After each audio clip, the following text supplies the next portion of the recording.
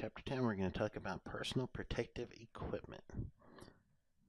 So in this, we're going to remember the hierarchy of controls, also examine the importance of respiratory protection, reveal the 4 categories of PPE, and then we're going to explore protective measures of each one of those levels.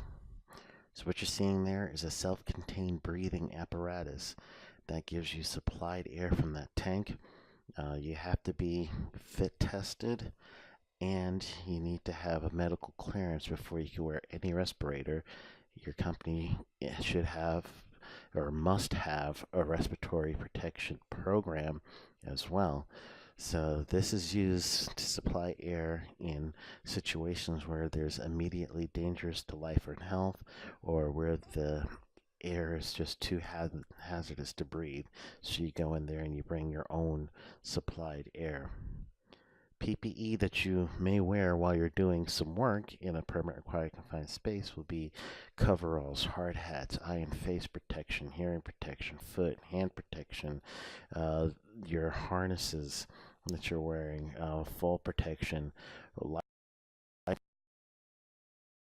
and your company must have a PPE hazard assessment that has already been done that will show exactly what PPE is needed for what type of hazard you're exposed to. So it must be matched up in that way. So there are 4 types of PPE, and the purpose is to shield your body or isolate you from chemical, physical, biological hazards that you may encounter.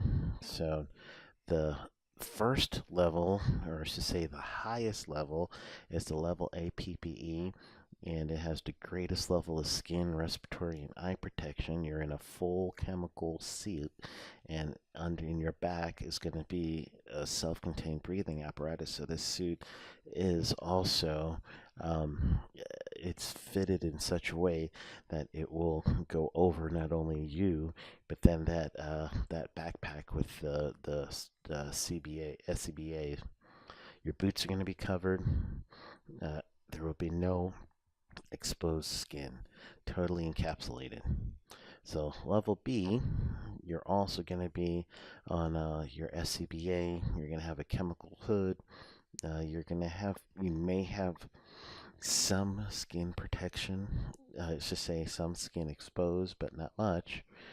So you want to tape those gloves around the coveralls. You want to tape them on the boots as well, and just make sure that you are protected as best as you can.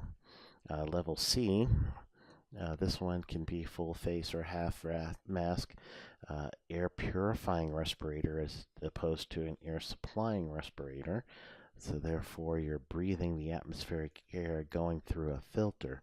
So in that way you're going to be protected from the contaminants around you. The PPE level D is generally what you're using in your regular day-to-day work operation. You'll have hard hats, you'll have coveralls and gloves and glasses and everything.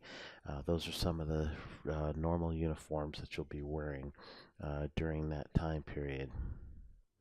So, in this chapter, we reviewed the hierarchy of hazard control, which is engineering, administrative, PPE. PPE is the last line of defense, so you want to make sure that you are protected with PPE if there is still a hazard after you've done your engineering control, your administrative control.